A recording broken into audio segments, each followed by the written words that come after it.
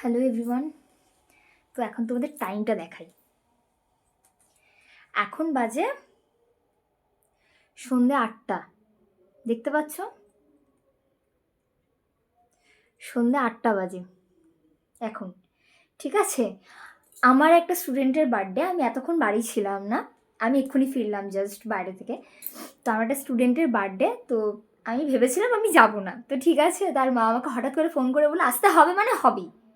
তো বলছি ঠিক আছে আমি যাব, একটু লেট হবে। তো এখন বাজে ৮টা, আর আমি এখন গেট রেডি উইথ মি বানাতে চলেছি। সিরিয়াসলি মানে আমার যেতে যেতে ৯টা। তো চলো স্টার্ট করা যাক।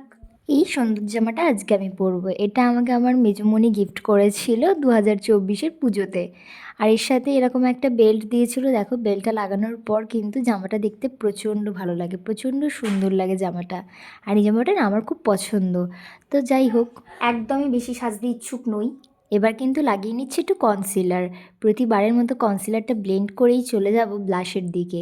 তোমরা তো সবাই জানো আমার একটা ক্রিম ব্লাশ আছে, আর আমি ওটা ছাড়া কিছু ইউজ করি না। তো সেইটাই লাগিয়ে নিলাম। দেখো কতটা পিগমেন্টেড ওটা। একবার লাগিয়েছি, আর তারপর লাগিয়ে নেবো একটু মোটা করে কাজল, একটুখানি নিউড কালার লিপস্টিক। লিপস্টিক তো ভীষণ পছন্দ, তার আগে কিন্তু অবশ্যই লিপ লাইনারটা অ্যাপ্লাই করে নিয়েছিলাম। তারপর কিন্তু আমি আমার কানের সেকেন্ড বক্স থেকে কানের খুঁজতে লেগে গেলাম। সেখানে না পাওয়ায় ফার্স্ট বক্স থেকে একটা কানের নিয়ে চলে এসেছি এখানে। এই কানেরটা আজকে আমি পরছি। দেখো জামাটার সাথে বেশ ভালোই লাগছে কানেরটা, দেখলাম যেহেতু জামাটাতেও ব্ল্যাক আছে, কানেরেও ব্ল্যাক আছে।